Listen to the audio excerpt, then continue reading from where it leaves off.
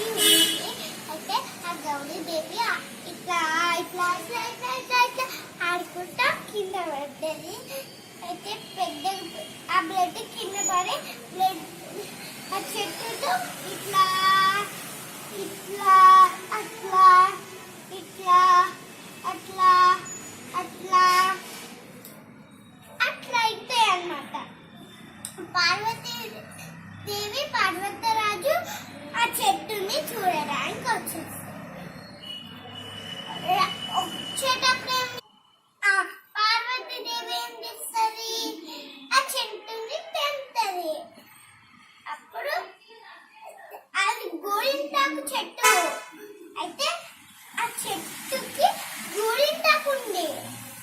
అయితే గోరింటాకు పార్వతీ దేవికి అంటింది.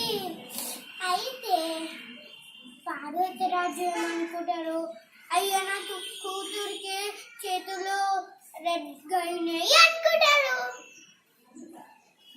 పార్వతి అని ఫీల్ అవుతారు.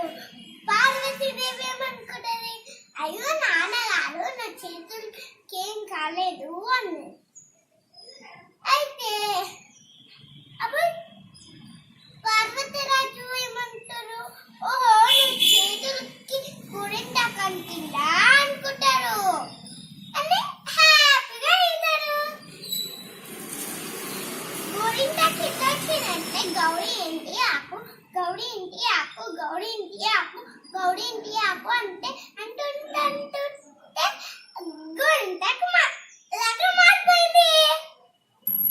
గోరింటాకు అంటే గౌరీ ఇంటి ఆకు.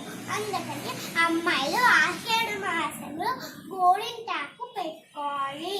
మీరు కూడా పెట్టుకోండి, నేను కూడా పెట్టుకున్నాను. ఆషాఢ మాసంలో ఎందుకు గోరింటాకు పెట్టుకోవాలంటే మైండ్ మంచిది, అన్నిటికీ మంచిది, బలం వస్తుంది, అన్నిటికీ మంచిది. బ్యాక్టీరియా ఇన్ఫెక్షన్ మైండ్ లో మంచిది.